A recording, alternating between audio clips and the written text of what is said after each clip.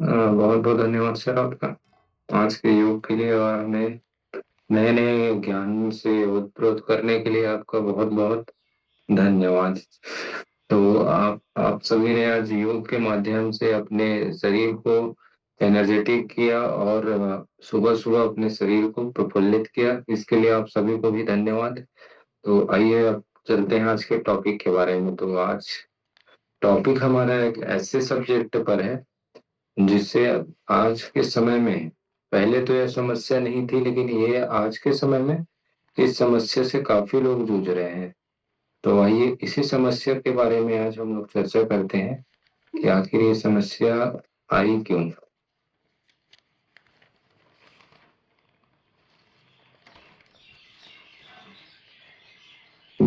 ये आप जैसे स्क्रीन में आप लोग देख पा रहे होंगे, आज हम लोग बात करने वाले हैं पॉलीफेगिया।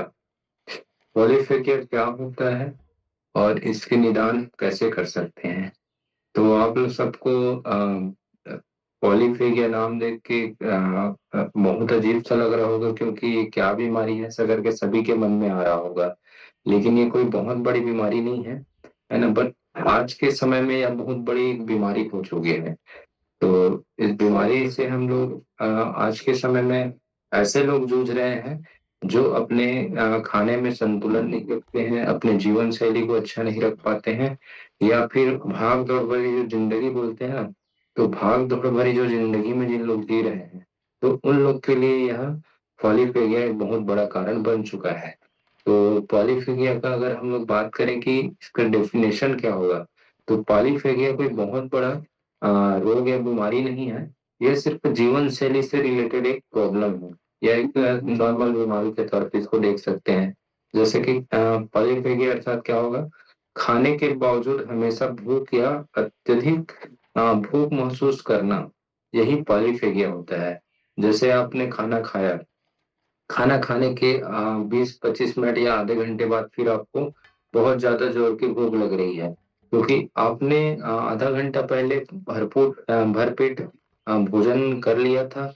उसके फिर आधे घंटे के बाद में आपको अचानक से फिर भूख लगना प्रारंभ हो जाता है ना। तो यही जो प्रॉब्लम है इसे ही पॉलीफेजिया कहते हैं। ठीक है।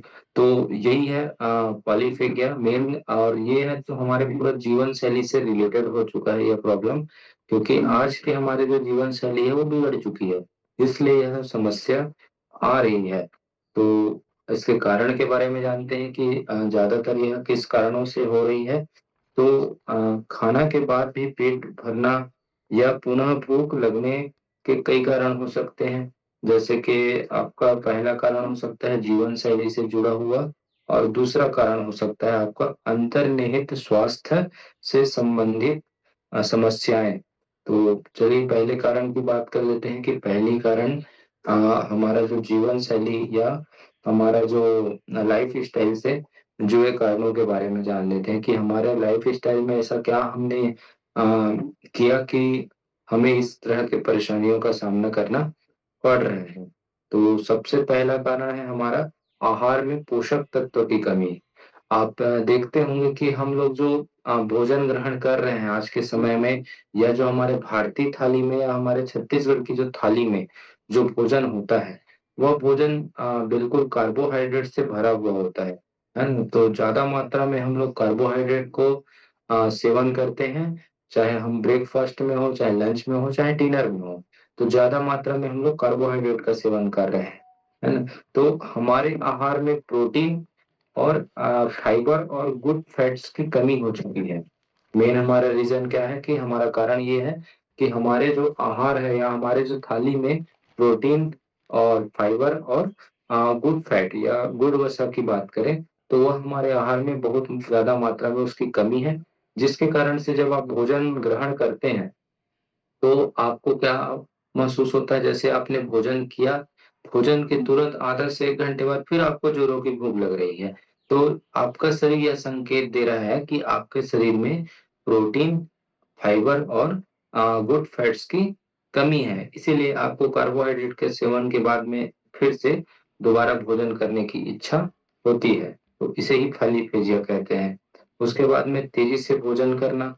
अगर आप कंटिन्यू तेजी से भोजन कर रहे हैं, आजकल यही हो गया है ना कि जैसे हमारे शास्त्रों में बताया गया है कि 32 बार खाने को चबाकर खाइए। तो चलिए 32 बार तो हम नहीं चबा के नहीं खा सकते, लेकिन एक मिनिमम हम अपने भोजन को चबा कर खा सकते हैं।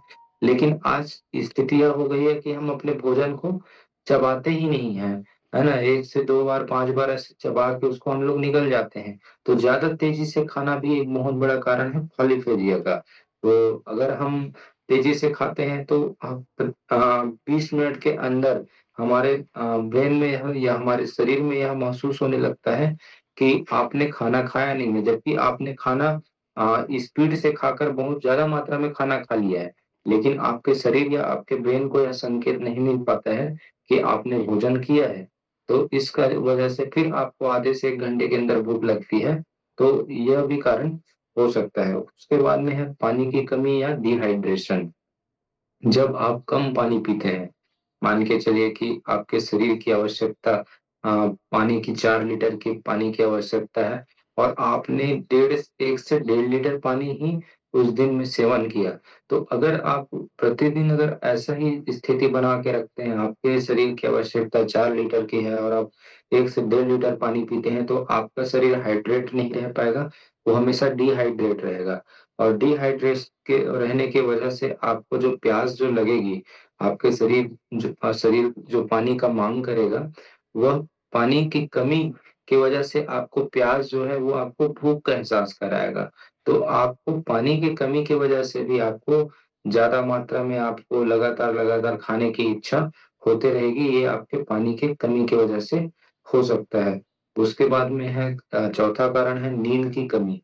अगर आप पर्याप्त मात्रा में आप नींद नहीं ले रहे हैं, आप मान के चलिए कि आपको 7 से 8 घंटे की नींद आपको नियमित रूप से आवश्यकता है, और आप पर्याप्त नींद नहीं ले पा रहे हैं, तो भूख को नियंत्रित करने वाले जो हार्मोन्स होते हैं, जैसे ग्रेलिन, है ना, भूख बढ़ाने वाला हार्मोन्स, और लेप्टिन जो पेट भरा होने का संकेत देता है, के संतुलन में मतलब के संतुलन बिगड़ जाते हैं। मान के चलिए कि इन दोनों का संतुलन बिगड़ जाता है, जिसकी वजह से आपको पुनः खाना खाने के पश्चात भी आधा से 1 घंटा के अंदर फिर आपको भूख जैसा अनुभव होने लगता है, या आपके ब्रेन या आपका शरीर यह संकेत देता है कि आपने कुछ खाया ही नहीं है, फिर आपको उस भूख का एहसास कराना प्रारंभ कर देगा।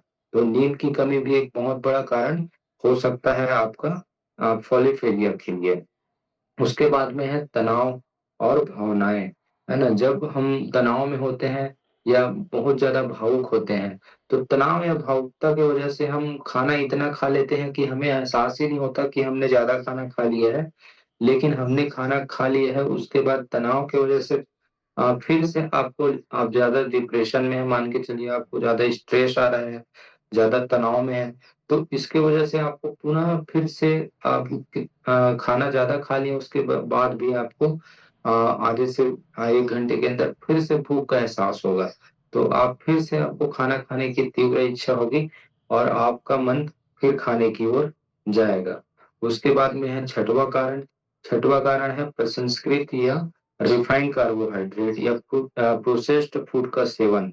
प्रोसेस्ड फूड का सेवन या रिफाइंड कार्बोहाइड्रेट का सेवन, ये अत्यधिक चीनी व प्रसंस्कृत खाए कार्बोहाइड्रेट मतलब प्रोसेस्ड जो फूड होते हैं, जिसमें बहुत ज्यादा मात्रा में कार्बोहाइड्रेट होता है ना। तो ऐसे खाने को हम लोग खाते हैं, तो वह तेजी से ब्लड शुगर में आ, जा करके, है ना, पेशेंट आपको कार्बोहाइड्रेट एनर्जी दे देता है। तो आपका डेली तेजी से जाएगा वह, और तेजी से आपको एनर्जी भी देगा। और एनर्जी देने की वजह से वह कुछ समय के बाद में, जैसे आपको फिर से वह आपकी जो कैलोरी है वह आपको कम लगेगी, और आपके शरीर को भूख का एहसास होने लग जाएगा। तो जैसे आप ज्यादा मात्रा में कार्बोहाइड्रेट का सेवन करते हैं, या प्रोसेस्ड फूड या रिफाइंड कार्बोहाइड्रेट का सेवन करते हैं, तो उसको भी खाने के बाद में आपको कहीं ना कहीं फिर भूख का एहसास होने लग जाएगा। उसके बाद में कुछ दवाएं भी हैं जो जिनकी वजह से भी शरीर को पॉलीफेजिया जैसा लक्षण या कारण दिखाई देने लगता है। तो जैसे कि नींद की दवा होती है, तो इसमें भी जैसे आप ज्यादा नींद की दवा रोज रोज सेवन कर रहे हैं, अगर कोई व्यक्ति नींद की कमी से जूझ रहा है और ऐसा सेवन करता है, तो उसको भी इस तरह की परेशानियों का सामना करना पड़ सकता है। उसके बाद में है कार्टिकोस्टेरॉइड जैसे मेडिसिन अगर कोई लेता है, तो उसको भी इस तरह की परेशानियों का सामना करना पड़ सकता है, या पॉलीफेजिया का प्रॉब्लम हो सकता है ना। उसके बाद में कुछ स्वास्थ्यगत समस्याएं हैं, जैसे कि हाइपरथायराइडिज्म और डायबिटीज। तो हाइपरथायराइडिज्म में क्या होता है कि हाइपरथायराइडिज्म अगर किसी को है, मान के चलिए उसके में ज्यादा मात्रा में उसका जो थायराइड की जो ग्रंथि है वो ज्यादा हार्मोन्स रिलीज करती है। तो ज्यादा हार्मोन्स रिलीज करने की वजह से आपका मेटाबॉलिज्म भी फास्ट हो जाता है। तो जैसे ही थायराइड का प्रॉब्लम किसी को होता है, हाइपरथायराइडिज्म का प्रॉब्लम होता है, उसको बहुत ज्यादा मात्रा में भूख लगने लग जाती है, और खाना खाने के तुरंत आधे घंटे बाद फिर से उसको खाना खाने की तीव्र इच्छा होती है। तो ये सब होता है हाइपरथायराइडिज्म की वजह से भी, यह कारण हो सकता है जो स्वास्थ्यगत समस्या के अंतर्गत आएगी। उसके बाद में है डायबिटीज, है ना। कोई डायबिटीज का पेशेंट जो होता है, उसके कोशिकाओं तक ऊर्जा पहुंच नहीं पाता है। तो उसके कोशिकाओं तक ऊर्जा नहीं पहुंच पाने का कारण क्या होता है, जैसे वह भोजन ग्रहण करता है, तो उसका जो भोजन जो एनर्जी के रूप में उसको ग्लूकोज के रूप में जो उसको कन्वर्ट होना है, वो ब्लड में ही रह जाता है। तो ब्लड में रह जाने की वजह से इंसुलिन रेजिस्टेंस या इंसुलिन अच्छे से नहीं बन पाता, जिसके वजह से उसकी कोशिकाओं को, है ना, हमारे शरीर कोशिकाओं से बना हुआ है, तो कोशिकाओं को सही तरीके से खाना नहीं मिल पाता, या कोशिकाओं को सही तरीके से एनर्जी नहीं मिल पाती, जिसके वजह से डायबिटीज के पेशेंट को भी बार बार भूख लगना और बार बार प्यास लगना, या ये पॉलीफेगिया जैसी परेशानियों का सामना करना पड़ सकता है। तो स्वास्थ्यगत समस्या में दो, हाइपरथायराइडिज्म और डायबिटीज की समस्या से भी यह प्रॉब्लम हो सकती है। हम जानते हैं कि हमको अगर इस समस्या से अगर हमको नहीं जूझना है, या इसका हमें निदान कैसे करना है, इसके बारे में बात कर लेते हैं। तो सबसे पहले तो हमारा उपाय होगा कि हम अपने जीवन शैली को सुधारें और आहार संबंधी प्रबंधन करें। जीवन शैली को सुधारना है और आहार संबंधी प्रबंधन हमको करना है। इसके लिए हमको क्या करना पड़ेगा, सबसे पहले तो हमारा जो दिनचर्या है उसको सुधारना होगा। उठने बैठने का समय, सोने का समय, योग, मेडिटेशन, सब पे ध्यान देना होगा। उसके बाद में संतुलित आहार के लिए ध्यान देना होगा। संतुलित आहार में आपको प्रोटीन और फाइबर और गुड फैट जैसे खाने के ओर जाना होगा, ना कि ज्यादा कार्बोहाइड्रेट के सेवन की ओर जाना होगा। नियमित भोजन, नियमित भोजन अर्थात आपको नियमित समय अंतराल में संतुलित भोजन करना बहुत ही आवश्यकता है।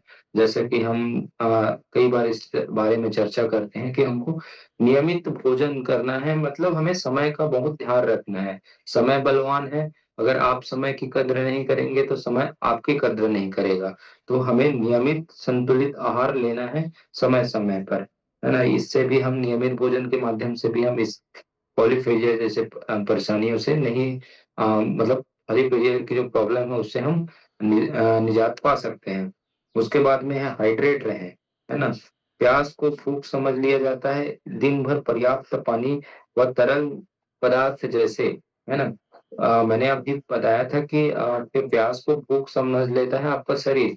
तो इसके निदान के लिए आपको दिन भर हाइड्रेट रहने के लिए पानी का सेवन आपको सही तरीके से करना होगा। और नींबू पानी जैसे नारियल पानी, ऐसे चीजों का भी अगर हम सेवन प्रतिदिन करते हैं, है ना। अगर एक नारियल पानी का सेवन करते हैं, या सुबह उठकर एक आधा नींबू का भी अगर हम सेवन करते हैं, तो शरीर हाइड्रेट रहता है।